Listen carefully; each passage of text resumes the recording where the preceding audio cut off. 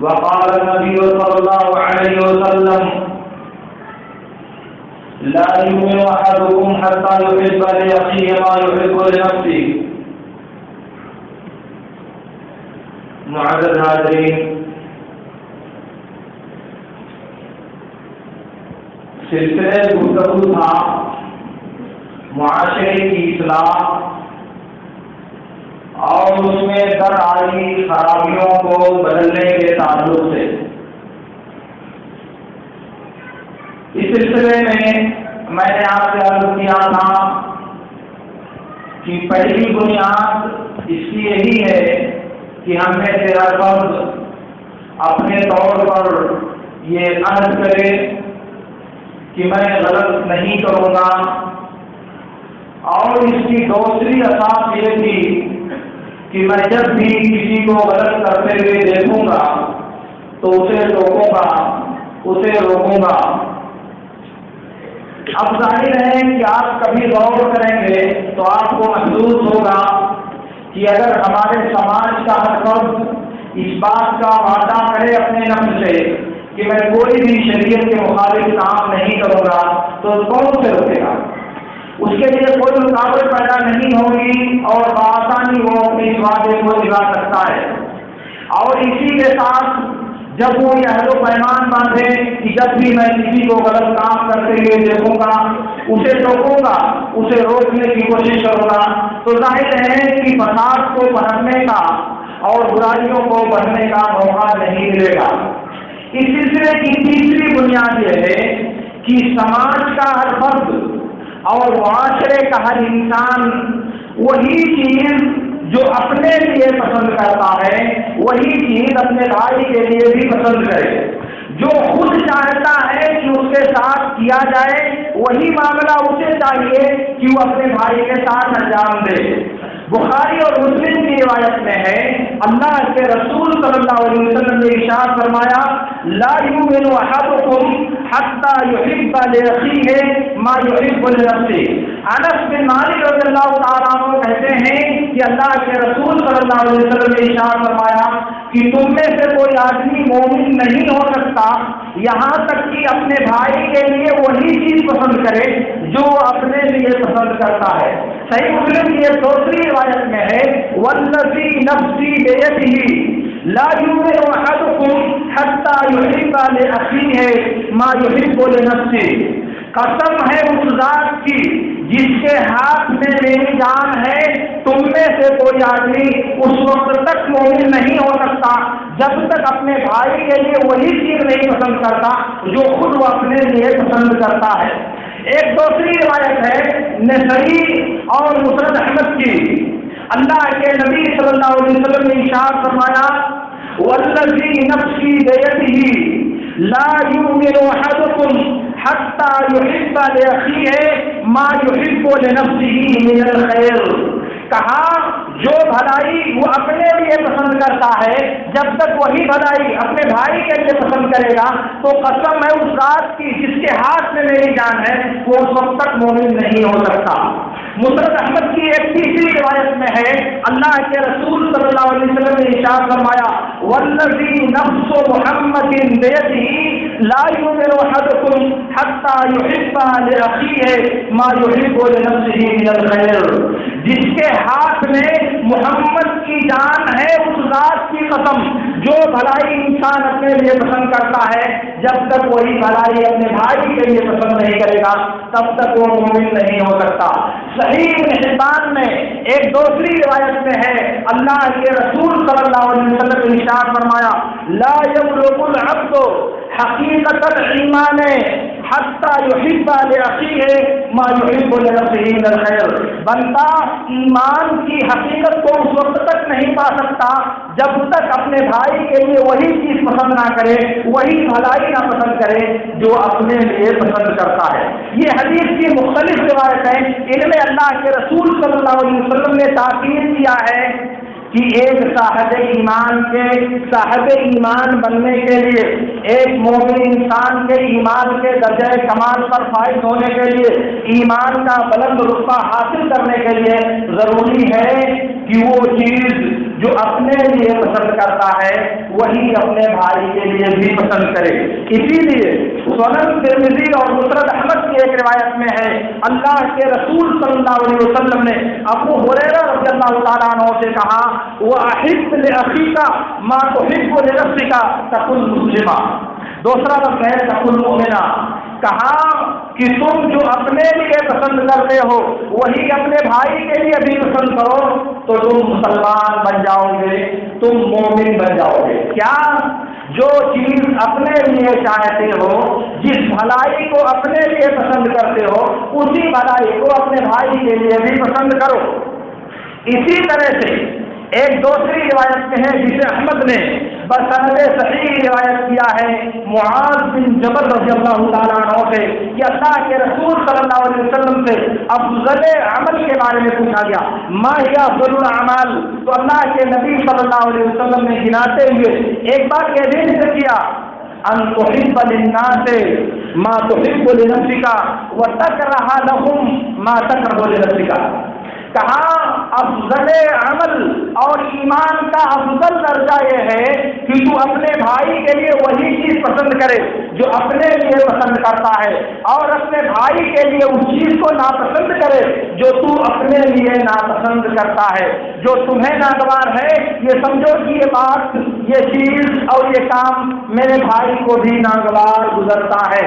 اسی لیے مسند احمد اور حدیث کی دوسری کتابوں میں بسند صحیح ثابت ہے، اللہ کے رسول صلی اللہ علیہ وسلم نے یزید بن اسید رضی اللہ تعالی عنہ سے کہا،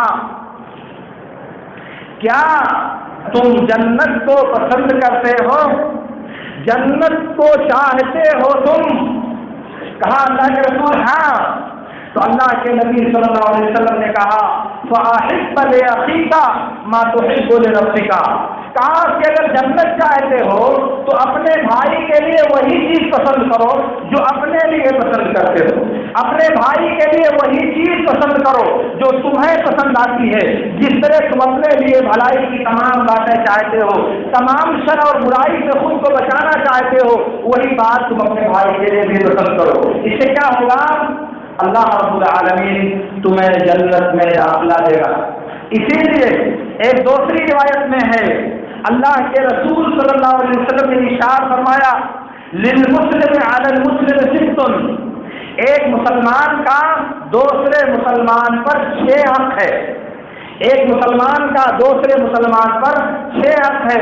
اسی میں سے ایک حق یہ بھی ہے، وَأَن يُحِبَّ لَهُ مَا يُحِبُّ لِنَفْسِهِ، ایک مسلمان آدمی کا دوسرے مسلمان پر یہ حق ہے کہ وہ اپنے بھائی کے لیے وہی چیز پسند کرے جو وہ اپنے لیے پسند کرتا ہے، جو وہ اپنے لیے چاہتا ہے وہی چیز اپنے بھائی کے لیے بھی وہ پسند کرے۔ اسی لیے صحیح مسلم کی ایک روایت میں ہے، عبداللہ بن عمرو بن عاص رضی اللہ تعالیٰ عنہ کہتے ہیں، اللہ کے نبی صلی اللہ علیہ وسلم نے ارشاد فرمایا، فمن احب ان يزحزح عن النار ويدخل الجنة فلتأته منيته وهو يؤمن بالله واليوم الآخر وليأتي إلى الناس الذي يحب أن يؤتى إليه، کہا کہ اگر کوئی آدمی یہ بات چاہتا ہے کہ اسے جہنم سے پناہ ملے اور اسے جنت میں داخلہ ملے تو اسے چاہیے کہ اس کی موت اس حال میں آئے کہ وہ اللہ اور یوم آخرت پر ایمان رکھتا ہو اور لوگوں کے ساتھ وہی کام کرے جو اسے پسند ہو کہ لوگ اس کے ساتھ وہ کام کریں، جو اسے پسند ہے کہ لوگ میرے ساتھ ایسا کام کریں، اسے چاہیے کہ وہی کام وہ لوگوں کے ساتھ انجام دے۔ یہ نبی صلی اللہ علیہ وسلم نے اللہ اور یوم آخرت پر ایمان کے ساتھ اس کو بھی ذکر کیا ہے کہ مومن آدمی اپنے بھائی کے لیے وہ پسند کرے جو خود اپنے لیے پسند کرتا ہے، اس کو کیا ہوگا؟ وہ جہنم سے بچایا جائے گا اور جنت میں اسے داخل کیا جائے گا۔ جب وہ یہ 2 کام کرے گا، اللہ اور یوم آخرت پر ایمان رکھے گا اور اپنے بھائی کے ساتھ وہ معاملہ کرے گا جو معاملہ وہ خود اپنے لیے پسند کرتا ہے، جو بات وہ اپنے لیے چاہتا ہے وہ اپنے بھائی کے لیے بھی چاہے گا۔ آپ تھوڑی دیر کے لیے سوچیں، آپ چوری کرنا چاہتے ہیں، چوری کرنے سے پہلے تھوڑی دیر ٹھہر کر ایک بار آپ سوچو، کیا اگر کوئی آدمی میرا مال چوری کرے تو مجھے اچھا لگے گا؟ کیا مجھے یہ بات بھلی لگے گی کہ کوئی آدمی میرا مال چوری کر لے؟ نہیں۔ تو جیسے آپ کو برا لگتا ہے کہ آپ کا مال چوری کیا جائے، ویسے ہی آپ کے بھائی کو بھی برا لگتا ہے کہ اس کا مال چوری کیا جائے۔ آپ کسی کو گالی دینا چاہتے ہو، گالی دینے سے پہلے ٹھہرو اور سوچو، جو گالی میں اس کو دینا چاہتا ہوں وہی گالی اگر کوئی مجھ کو دے تو مجھے کیسا لگے گا؟ جیسے آپ کو گالی گلوچ سننا برا لگتا ہے، ایسے ہی آپ کے بھائی کو بھی گالی سننا برا لگتا ہے۔ پھر آپ کیوں وہ کام کرو گے؟ آپ چاہتے ہو کسی کے ساتھ خیانت کرنا، کسی کا مال ہڑپ کر لینا، کسی کی جائیداد بےایمانی کر لینا، لیکن ٹھہر کر سوچو، اگر میرے ساتھ کوئی آدمی یہی معاملہ کرے تو مجھے کیسا لگے گا؟ اگر کوئی آدمی یہی رویہ میرے ساتھ کرے، میری امانت میں خیانت کرے، میری جائیداد کو ہڑپ کرنے کی کوشش کرے، میرے ساتھ بےایمانی کرنے کا رویہ اپنائے تو مجھے کیسا لگے گا؟ اگر آپ کوئی ایک ایسی بات کرنا چاہتے ہیں اپنی طاقت کے بل پر، اپنے اقتدار کے بل پر، اپنی پہنچ کے بل پر، تو وہاں ٹھہر کر آپ ایک بات سوچو کہ اگر مجھ سے بڑا صاحب اقتدار اگر کوئی دوسرا آدمی میرے ساتھ یہی معاملہ کرے، میرے ساتھ مجھے میری کمزوری کی سزا دینے کی کوشش کرے، میری نارسائی کی وجہ سے مجھے مشق ستم بنانے کی کوشش کرے تو مجھے کیسا لگے گا؟ میں کیسے اس کو گوارا کروں گا؟ آپ غیبت کرنا چاہتے ہو اپنے بھائی کی، آپ چغلخوری کرنا چاہتے ہو تو بھائیوں کے درمیان لڑائی کرانا چاہتے ہو، لیکن آپ سوچو اگر آپ کے عیوب کو چوراہے پر بیان کیا جائے، اگر آپ کی کمیوں کو چوراہے پر نشر کرنے کی کوشش کی جائے، اگر آپ کے اور آپ کے بھائی کے درمیان بدمزگی اور انتشار برپا کرنے کے لیے، دونوں میں لڑانے کے لیے چغلخوری کی کوشش کی جائے، کیسا لگے گا آپ کو؟ کیسا لگے گا آپ کو؟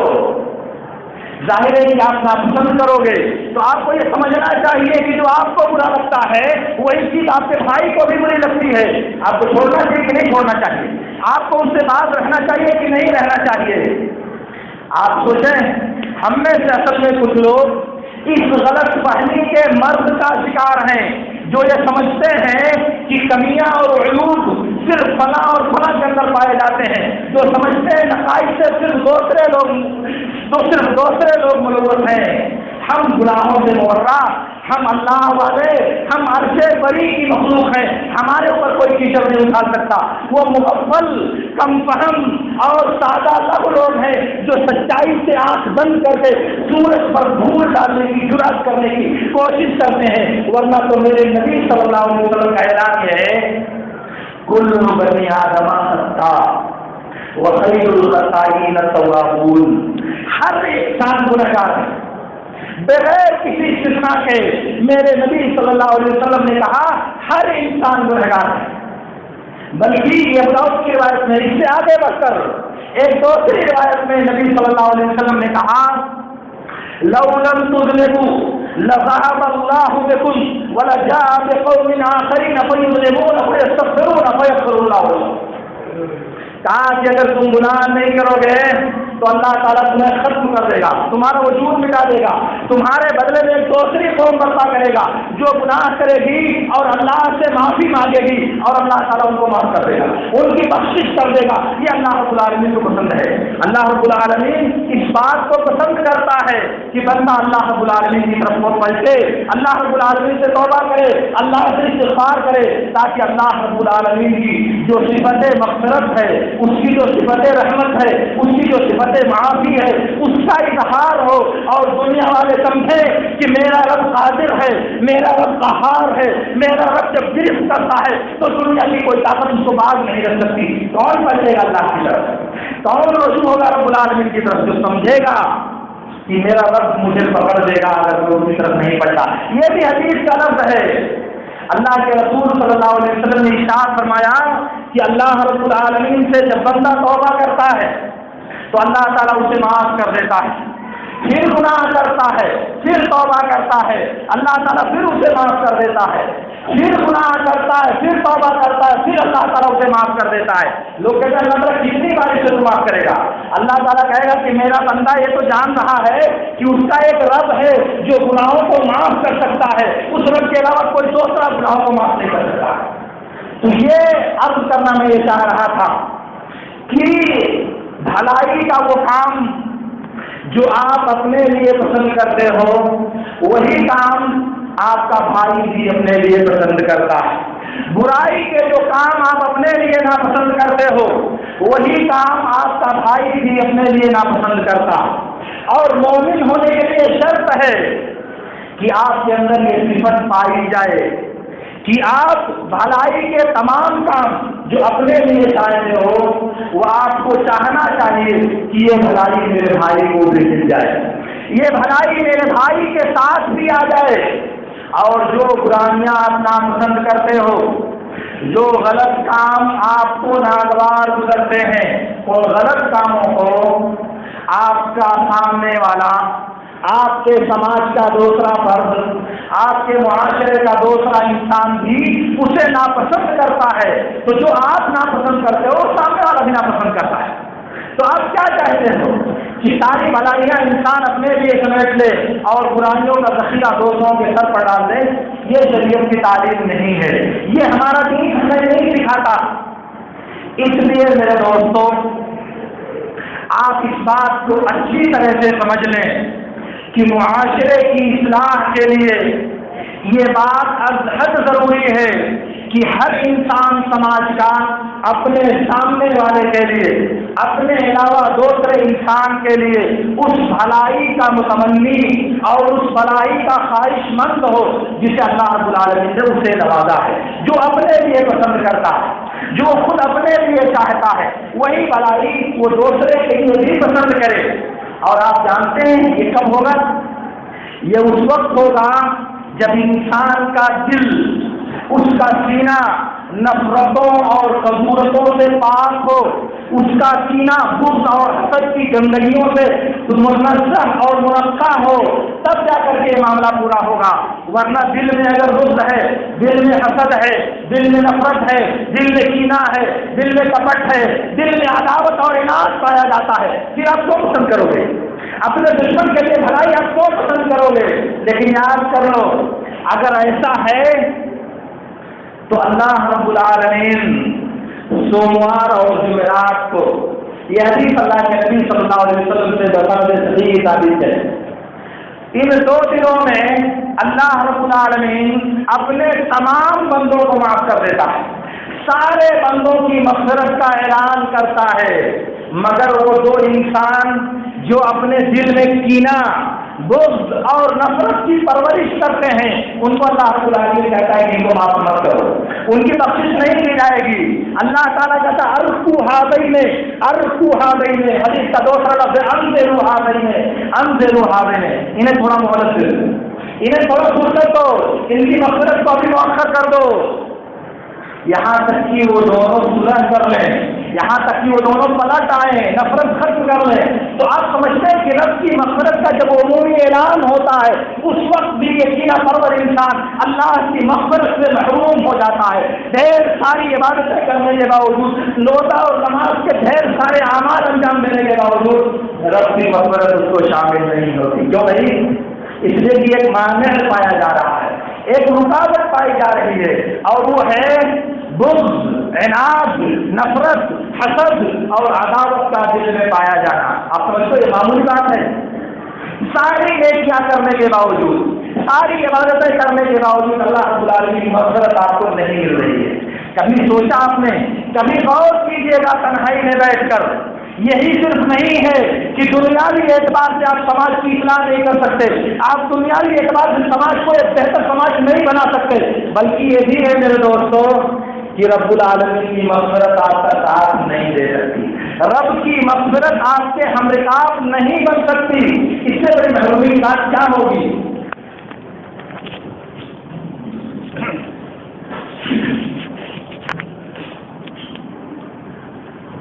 میرے دوستوں، مسند احمد اور حدیث کی دوسری کتابوں میں ابو امامہ باہلی رضی اللہ اللہ تعالیٰ عنہ سے ایک روایت ہے، وہ روایت بسند صحیح اللہ کے نبی صلی اللہ علیہ وسلم سے ثابت ہے، بہت عبرتناک اور بہت نصیحت آمیز یہ حدیث ہے، آپ اسے سن لیں۔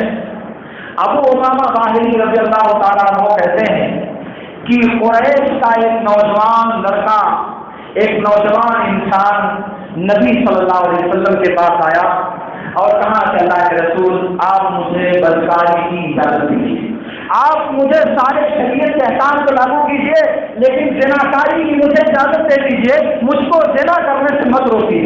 صحابہ اس پر پھر پڑے، سب لوگوں نے اس کو کہا کہ نوچ لیں اس کو، کتنا بڑا بدتمیز آدمی ہے، کتنا بغیرت آدمی ہے، کتنا بے حیا آدمی اللہ کے خود ایسی بات کرتا ہے۔ اللہ کے نبی صلی اللہ علیہ وسلم خاموش رہے۔ آپ نے صحابہ سے کہا کہ ہٹو، اسے قریب لاؤ، اس کو اپنے قریب بلایا۔ اللہ کے نبی نے کہا اذنوہ منی، اسے مجھ سے قریب کر دو۔ فلما دنا منہ قال، جب وہ آپ کے قریب آیا تو آپ نے اس سے کہا اتحبہ لأمک؟ قال اللہ والذی بعثک بالحق والذی قال لا فداک ابی و امی لا احب ذلک لأمی قال كذلك الناس لا يحبون امهاتهم۔ کہاں کیا تم کو یہ بات پسند ہے کہ کوئی آدمی تمہاری ماں کے ساتھ بدکاری کرے؟ کہا نہیں، میرے ماں باپ آپ کو قربان ہو، مجھے بات سخت ناپسند ہے۔ آپ نے کہا اسی طرح سارے لوگ اپنی ماں کے ساتھ بدکاری کو پسند نہیں کرتے، سب کو نفرت ہے کہ کوئی ان کی ماں کے ساتھ بدکاری کرے۔ اللہ کے نبی صلی اللہ علیہ وسلم نے کہا کیا تم کو یہ بات پسند ہے کہ کوئی تمہاری بیٹی کے ساتھ بدکاری کرے؟ کہا نہیں، میرے ماں باپ آپ پر قربان ہو اللہ کے رسول، میں اس کو پسند نہیں کرتا۔ آپ نے فرمایا اسی طرح سارے لوگ ناپسند کرتے ہیں کہ کوئی ان کی بیٹی کے ساتھ بدکاری کرے۔ اللہ کے نبی صلی اللہ علیہ وسلم نے کہا کیا تم اس بات کو پسند کرتے ہو کہ کوئی تمہاری بہن کے ساتھ زناکاری کرے؟ کہا نہیں، اے اللہ کے رسول آپ پر میرے ماں باپ قربان ہوں، میں اس بات کو پسند نہیں کرتا۔ وَكَذَلِكَ النَّاسُ لَا يُحِبُّونَ لِأَخْوَاتِهِمْ، کہا اسی طرح سارے لوگ اس بات کو ناپسند کرتے ہیں کہ کوئی ان کی بہن کے ساتھ بدکاری کرے۔ اللہ کے نبی صلی اللہ علیہ وسلم نے کہا کیا تم پسند کرو گے کہ کوئی آدمی تمہاری پھوپھی کے ساتھ بدکاری کرے؟ کوئی آدمی تمہاری پھوپھی کے ساتھ زناکاری کرے؟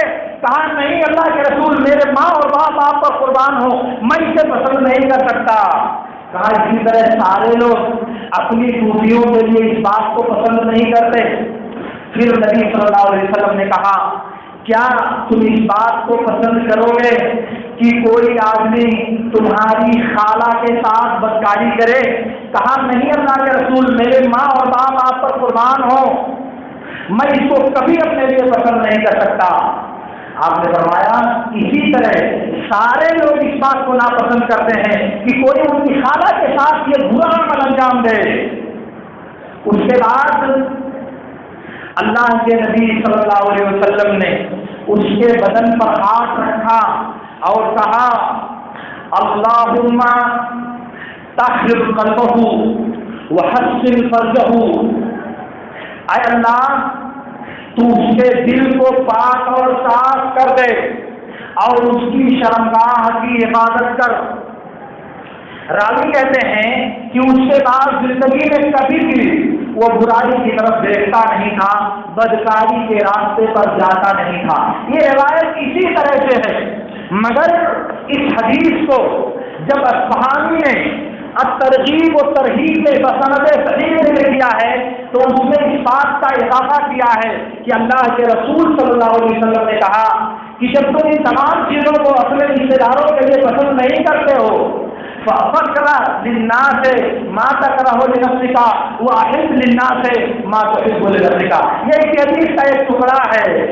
کہا جو چیز تم اپنے لیے ناپسند کرتے ہو وہ دوسروں کے لیے بھی ناپسند کرو، جو چیز تم اپنے لیے پسند کرتے ہو دوسروں کے لیے بھی پسند کرو۔